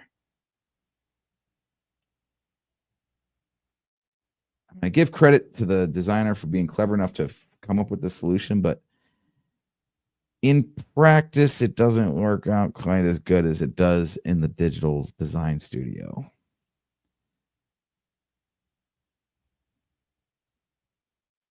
You know what? I don't know if I'm going to be able to tease this one in there. Does anyone care if we only have an 8 fin instead of a 9 fin radiator in the back? I think I can live with that. I can live with it enough that I can fuddle with it off camera later.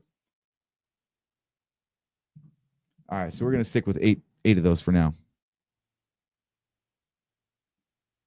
Moving on. We're going to step 52 tonight, by the way, guys. So we only got a handful of steps left, and hopefully these will go a lot quicker because they're more straightforward now. So we got a conversation going here in the chat here. Stacks of gold bricks, says Miranda. Discuss Metal Joe. Why is the gold bars? I didn't think you'd accept it as raw ore. Well, since you've had time to refine it. Palpatine would kill a child, Joe. You're right. Absolutely. Oh, Nick.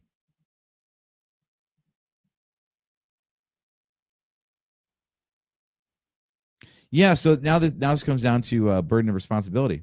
So, yeah, Anakin was the one with the lightsaber, but he was doing it on orders from Palpatine. So, is Palpatine completely free of responsibility? He said go slaughter the Jedi. He didn't put an age limit on it to say like only over a certain age.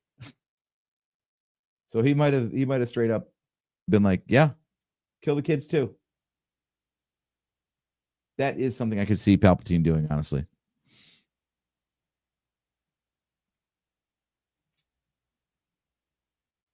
I'll be honest, guys. I'm having the hardest time with these dark blue pieces because the outlines are not making it clear where these things reside.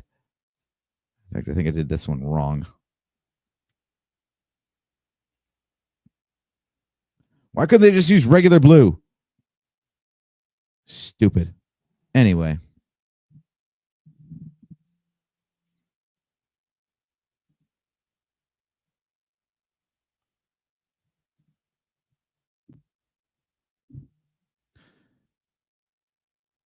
Well, Nick, to answer your question about gold prestige skin, the reason it didn't is because, well, I mean, that's just for Palpatine. He's the only one with gold lightsabers. No one else could be big pimping like that. Miranda with a bit of an inside joke. I got her a not Lego kit of it's called Moonflowers. It's like using all those new like plant elements and stuff to build flowers, but it's in the shape of a crescent moon. And yeah, fiddly as hell. Fiddly as hell. There's like so many steps in the instructions where like, I think this goes there. I don't know. I really don't know. Now this design to me kind of it feels like they designed it in Digital Studio and it works there because logistics don't matter. You can put any piece anywhere and it'll be just fine. And I think a lot of the stuff, including the order of the build steps, might have been a little under considered. Because once you build something in the 3D design software, you can hit a button and it'll auto generate instructions, so you don't have to actually like lay them out yourselves manually. And it doesn't always come up with the most feasible solution. It doesn't consider like, oh, my fat stupid fingers got to get in between that shit. So you just kind of live with the consequences sometimes. I think that's what's going on here. But we're moving along. We're doing okay. Only got a few pieces left here. So season 2, I think, is going to be interesting for a couple of reasons. What we've seen so far from the trailers, one of the running storylines of season 1. Okay, now I'm super confused. Okay, so step 37 says I was supposed to put 4 of these little cheese wedge guys on there. I don't see where the other 2 go. I only see we got cheese wedge in the middle here and cheese wedge in the middle here. But the inventory says I'm using 4 of them. This is a mystery. So I'll be honest, guys. I did not build this ahead of time. I only sorted some of the pieces. So I have no idea who did what wrong. It was probably me, let's be honest. But we'll just have to work with it and do our best. But in the trailers, yeah, we see what could be the Gorman massacre that was referred to by Mon Mothma in the Senate in season 1. So that should be interesting. Looks like Andor might actually be in the middle of that thing. Now, what I wonder is, because Luthen had this whole thing about talking how he was trying to like provoke the Empire into an overreaction, because then that would prompt, public outcry. I wonder if the whole Gorman massacre, if we do end up seeing that, is actually something that Luthen put into motion. I could totally see him doing that. That definitely seems like the sort of shitty thing that he would do, and say, you know what, we had to spark outrage, so this was the way to do it. Like, do you feel good about cheering for Luthen? Like, he's one of the quote good guys, but as he says, he's not a nice guy. He's not doing nice things. So I really wonder at what point even the audience might get turned off,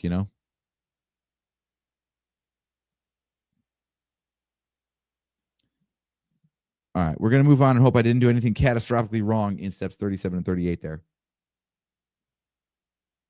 But yeah, what I think my biggest hope for Andor season 2 is that Disney sees the hype and the success, and I hope season 2 delivers on everyone's expectations. So Disney sees that the money is worth spending when the show and the concept is strong enough. I think that they're kind of reeling from financial problems right now, because they're realizing that the cost of running a streaming service is not recouped by subscriber fees. And I think that's why we get stuff like instead of Mandalorian season 4, we get The Mandalorian and Grogu as a movie, because movie tickets make money, and bankrolling a season of television when you're the ones who are also responsible for distributing it, don't. So hopefully they've figured out how to make stuff like this profitable, and this will be their blueprint moving forward. I really just want this to show Disney how to do Star Wars in a compelling way that lets people tell interesting stories and gives them the confidence and the backing they need to tell these stories the way they should be told. I feel like Kenobi, for example, overused the volume. I'm so tired of everything being on an LED screen. Ahsoka did that too. A lot of the modern shows, they fell so in love with this technology that they overused it. I think on The Mandalorian, it kind of works, but again, it only works sometimes, sparingly. And especially as that show went on, it used it more and more. And no matter how good the graphics are on that virtual backdrop, it's still a virtual backdrop, and you can still tell.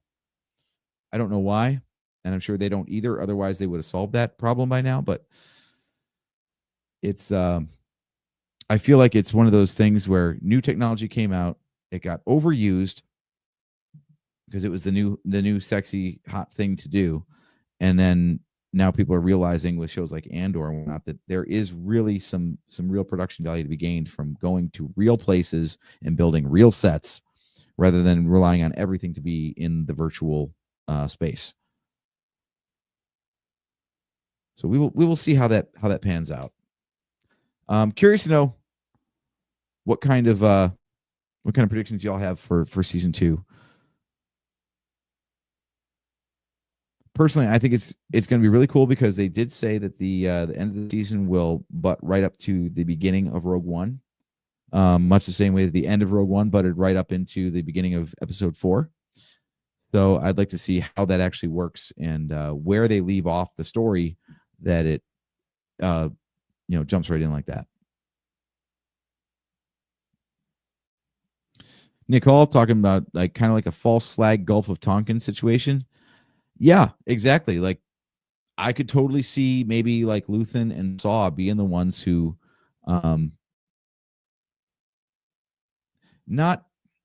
they didn't create the Gorman atrocities. The Empire has been doing that already, but someone had to push it over the edge. The same way like in the last episode of season 1, where the dude had the bomb, right?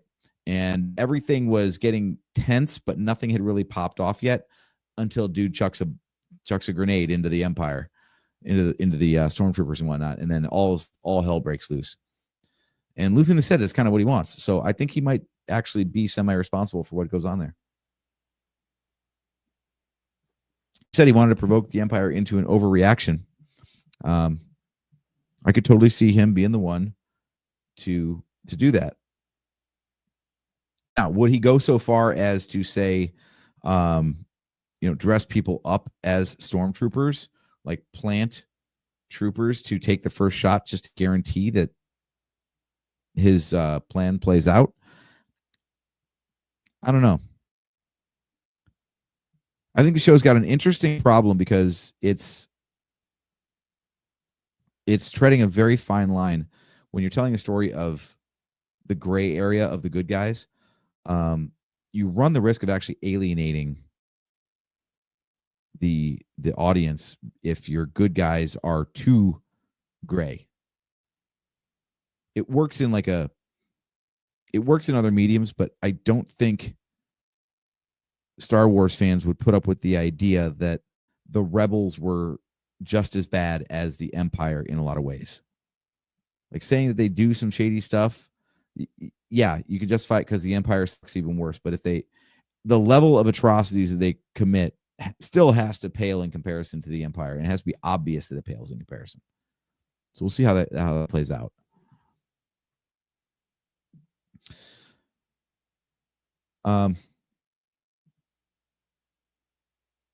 Yeah, I mean, anything more about season 2 that you guys want to chime in with? Go ahead and sound off in the chat section there. Like I said, just a recap for those of you if you aren't paying attention to all those trailers. It is April 22nd when we're going to get the first batch of episodes, and that is timed nicely with Star Wars Celebration Japan. So anyone who's going there, like our friends there at the Virtual Cantina Network, I really hope you guys get like an early preview. That would be an awesome thing for you guys to be able to see the episodes like at least even like a day early or something. Like we had some early access to it was Kenobi. I think it was Kenobi at the last celebration. God, I always forget how long it's been since the last one. That was just bonkers. Yeah, Anaheim 2022, that would have been Kenobi, and we got an advanced screening of that.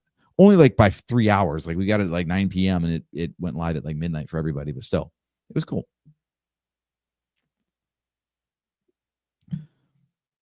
So I think it'll be interesting. Along those lines, though, with Celebration Japan coming up, we've talked about this on the show before. It's a little bit of a lull right now for Star Wars, which actually sounds very privileged because we used to get one movie every 3 years and then not for 16 and so on. And now we're like, wait a minute, we didn't get like 5 projects this year. What the hell? But I am curious, based on their previous level of output, like what sort of announcements of like new stuff we're going to get at Celebration. I think it's going to be really interesting because there's a lot of stuff that's like conspicuous by its absence right now. Like we had Bad Batch and that wrapped up, and we've had no announcement of a follow-on series at all. It's very odd for them to like not have something in the works. So I'm sure that there's got to be something beyond the May 4th series. They already announced the Tales of the Underworld. So we'll see what comes up next in the animation space. I wonder like what area of the timeline they're going to play in this time. Personally, I just hope it's not High Republic. I think, unfortunately,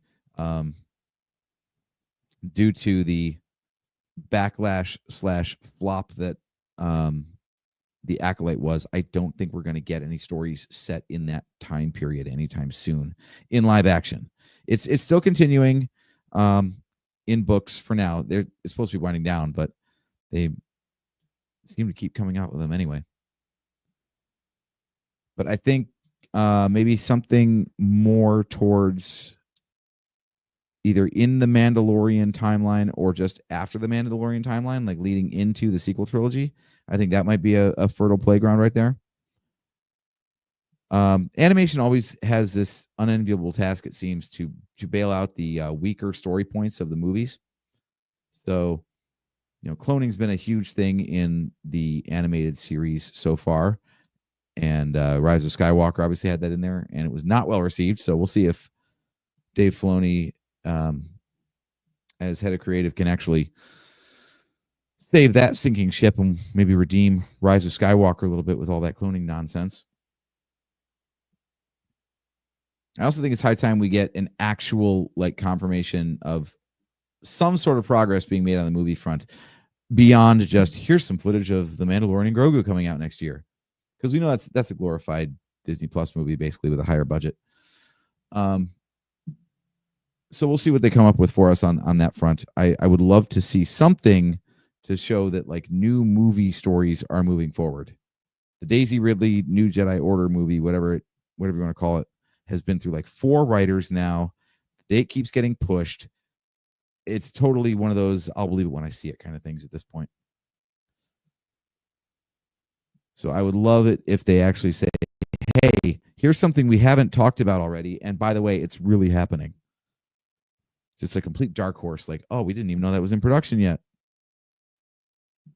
An actual surprise for Star Wars Celebration like it used to be. Now it's just kind of like a checklist, we better hear something about insert project here, and it's can we get an actual surprise?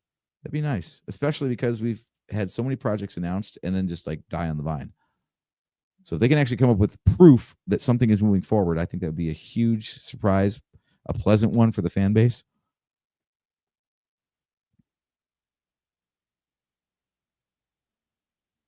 Who knows? There's even rumors that the Acolyte is having a bit of a resurgence. Now that the initial uproar is past, people are revisiting it online. So maybe there's been cries, of course, for season 2. Prevailing theory is well, now that you know what didn't work about the first season, maybe if you get somebody else in there to try to pick up the story threads, maybe we can make something of this. And maybe they can. Who knows? That would be interesting if maybe it just takes a change of people behind the cameras to make that show work out. We'll see.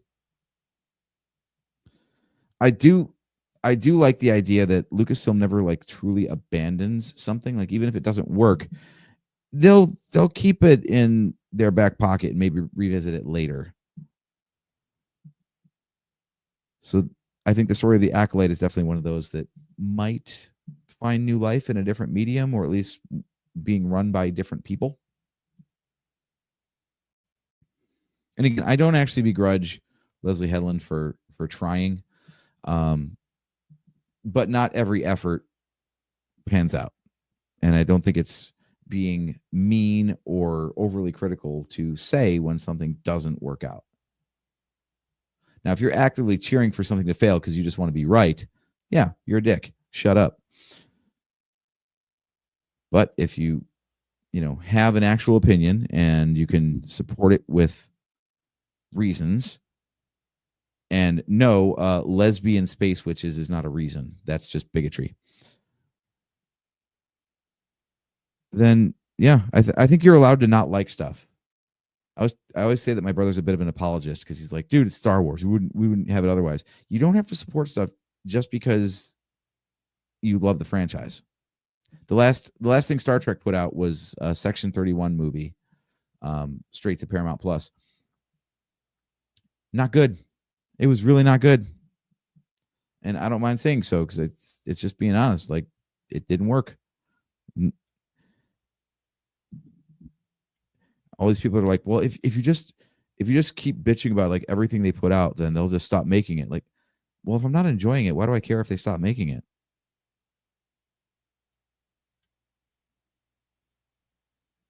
I've still got all the parts of the franchise that I do enjoy that I can go back and watch at any time. So I'm not just going to keep watching the new thing if it's not good. People have tuned out of Marvel for a long time because they started making bad stuff. And their fans are well within their rights to tune out when stuff gets bad. Hopefully, fingers crossed, as much as we're so sure that Andor season 2 is going to be the smash hit. I mean, yes, it does look awesome. but there's no guarantee.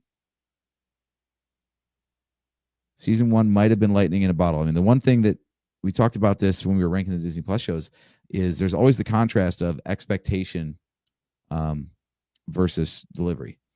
So since no one really expected anything of the Andor series, I think that's part of why it was such a smash hit.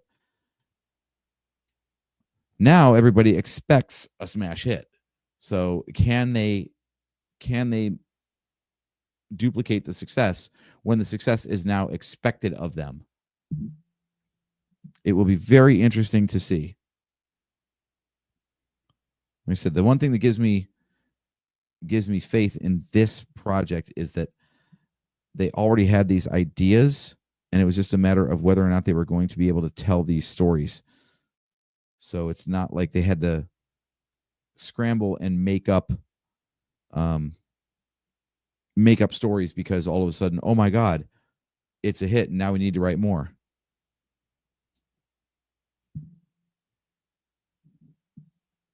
Because a lot of times you can definitely tell. I mean, I don't want to like call out too many things, but I think the entire sequel trilogy was that. Episodes 1 through 6 wrapped up very nicely. And then all of a sudden you're like, well, where does the story go from there? The answer is nobody knew, because it didn't. It just stopped. And then they had to go and make more.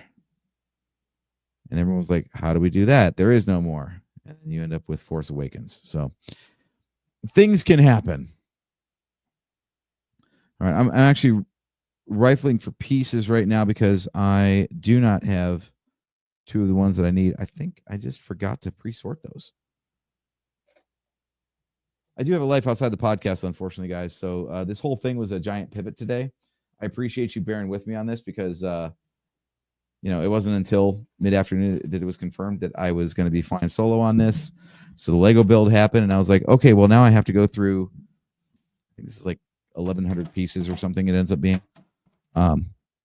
I had to go through and start trying to prep stuff and pre-sort pieces so I could find them when I needed them. And of course, now I need them and I can't find them. And I had a work and life to do today as well. So things happen. So you get to see me try to find pieces live on air. Really riveting stuff, I'm sure. What I'm going to try to do, actually, in the interest of brevity, since we've been on so long, I'm going to power through without and see if maybe those pieces, of course, those pieces are pivotal. All right, well, we're going to build around them for now, and I'll fix it later. Screw it, we'll fix it in post. So I've got holes in my U-wing. This thing is not flight worthy. It's okay. We'll get it back. The other thing is we're not going to abandon this one. I have down here still just out of frame being covered by the instructions. I still have the Lego Indiana Jones set that I started on. God, it must have been a year and a half ago now. We will get back to that at some point, guys. So WTF Friday or something will come up. We'll do another hangout. We'll build some more Lego and whatnot. So now we got two projects that are stalled. We got the U-wing and the Temple of the Golden Idol to build. So we'll be doing this stuff. I would like to know what you guys think of the Lego streams. I have ideas on how to be a little bit more Lego focused. Not on this show in particular, because this is a Star Wars podcast specifically. But doing separate streams that are actually more based around Lego and just talking about the pieces and the build techniques and stuff like that. If that's something you'd like to see, let me know. We've got plenty of ways to interact. We've got discord.nerfherdercouncil.com to join our Discord server. You can talk with us that way. You can drop us an email at nerfherdercouncil@gmail.com. We are on Blue Sky and X at NHC Podcast. You can hit me up directly at Drake Adams 579 on both of those as well. We've got our Facebook pages for the virtual Cantina Network. Yeah, you can get to us through there, which is Star Wars Celebration Japan 2025 is the name of the Facebook group.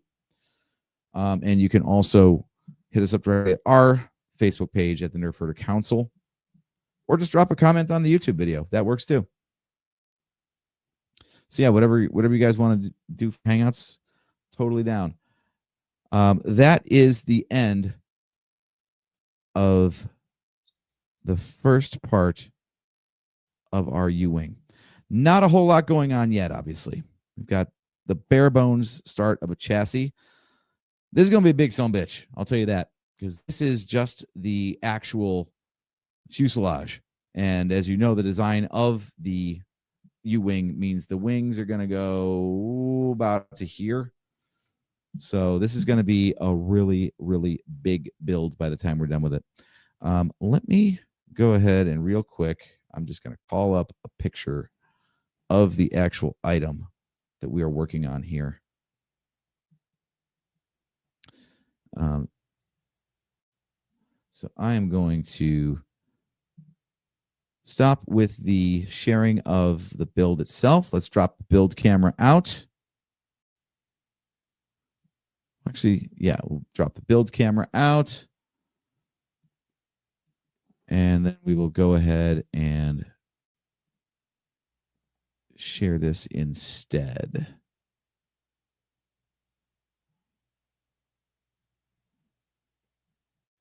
Oh, got to drop the instructions too. Apparently you can only present one screen at a time. So sorry about that, guys.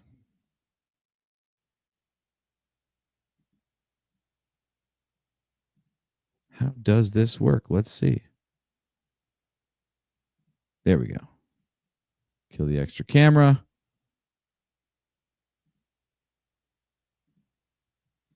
And now we can share a screen. Okay. You guys are awesome for being so patient and hanging out with this. I know it's not exactly the most compelling stuff in the world here.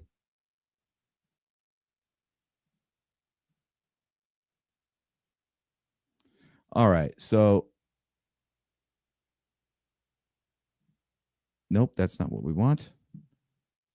I am not good at doing this on the fly, guys.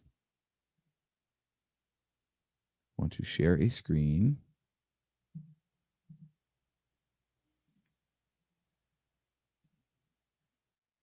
Give me a Chrome tab. There we go. All right. Now we're cooking. Now we're cooking. Okay.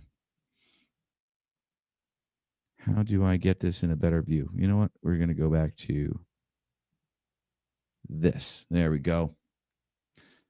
So California Design is the designer of this mock, which stands for My Own Creation. It's a Lego term. There's 3 of these designs up there on his page. This is the one that we're interested in. So this is the actual design that we are going to end up with here. So 1,796 parts. This is a big son-bitchin' thing, but it's going to be really cool. And you can see, based on what we built so far, this is only a very small portion of the build. So we've built only the fuselage. We've got 4 big old engines. We got some wings, and of course the top and the bottom of the canopies to fill in as well. So plenty of building yet to be done on this design here. I'm going to get back to building off camera a little bit and pre-sorting stuff. So next time we tune in for this, we can make more progress. But in the meantime, anything you guys got to say about Andor or anything else Star Wars related? Like I said, you can always hit us up on our socials. We've got a suggestion here from Miranda saying you should do a WTF Friday and everyone should do a Lego build and show their build at the end of the hangout. I love that. Yeah. Let's all build simultaneously. We can always chime in. I would totally open up the green room, put people on camera and they can show what they're building as they're going. Just a whole big old Lego hangout. That would be fantastic. I would love that idea. So yeah, show of hands in the chat. Who else is a Lego nerd? Because us nerds got to stick together, you know? Anyway, guys, that is going to do it for tonight's off the cuff WTF. You know what? I think this is a WTF Wednesday. So this is not our normal version of the Nerf Herder Council, but it was a great time hanging out. Great time speculating on Andor Season 2, talking about our favorite parts of Andor Season 1. We are going to be back next week from, Great outro, stupid. Anyway, we're going to be back on Wednesday, April 23rd at 8 p.m. Eastern time. Hopefully John will be recovered by then so he can do this outro because he's way better at it than I am. But we are going to be talking about the first few episodes of Andor Season 2 since they will have come out the day prior. So if this is enough Andor talk for you, we got plenty more on deck for you in 2 weeks' time. We will catch you then. If you want to get any Nerf Herder Council swag, like this fine Nerf Herder Council revised logo t-shirt, you can go to shop.nerfherdercouncil.com. Hit us up on all our socials. Comment on the Virtual Cantina Network Facebook page at Star Wars Celebration Japan 2025. We are also going to be doing some Star Wars news desk coverage for the Virtual Cantina Network on Friday, April 18th. And also you can find me co-hosting the news desk on Saturday, April 19th. So we've got plenty of opportunities to talk coming up in the near future. Hope you guys have a great night, and I will catch you next time.